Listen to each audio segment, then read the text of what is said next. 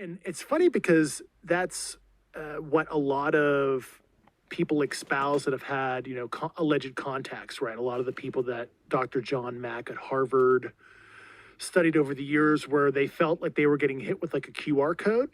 It was like instant knowledge, or they heard like somebody speaking to them non-verbally in some way that they couldn't even conceptualize through, acoustic communication or talk, if you will. And it's the same thing like book Proof of Heaven by Dr. Eben Alexander, MD. I remember reading it when I was in Afghanistan, and I was like, this is a crazy experience. This medical doctor has necrotizing fasciitis of the brain, is a near-death experience, and he gets this like crazy, like the feelings of love, other stuff. It's a really interesting book. It's like a scientific take on a doctor's own near-death experience.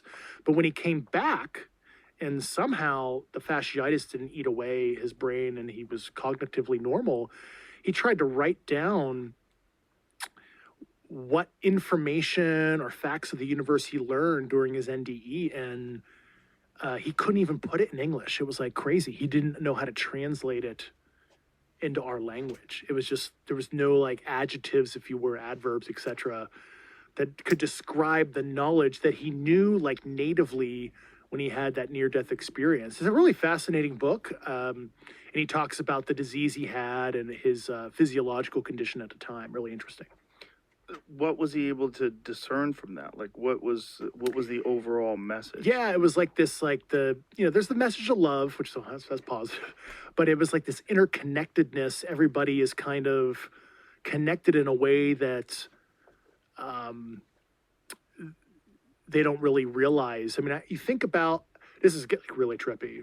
So, a lot of thoughts with people who are smarter than me. I like to talk to them about this kind of stuff, where if you're, say, a higher dimensional sentience, right, the act of creation, so act of creation for 3D beings is having a baby, right? It's producing another three-dimensional object.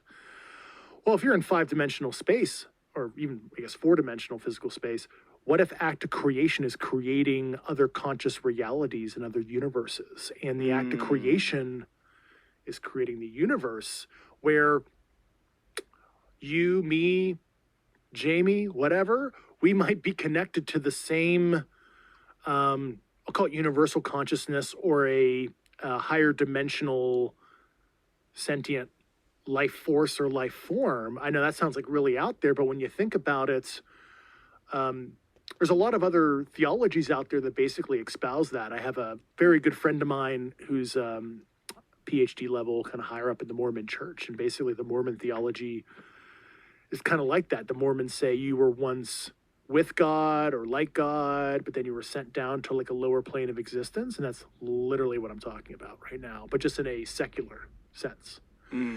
So maybe we're all created beings from, and this, this doesn't like hurt Christian theology, whatever. It's actually kind of enforcing the fact there's a creator, and we're literally created in the image of a creator, literally.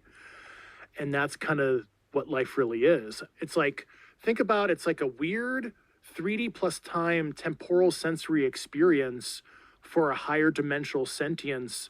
You're here to experience time in this weird linear fashion, and to experience yourself divorced from yourself, to gain knowledge and to report back, is maybe what life is. And that's just kind of my own personal theology as a summation of just, during COVID, I was really bored. Yeah. And that's what I was looking at. Well, I extrapolate that to the creation of AI.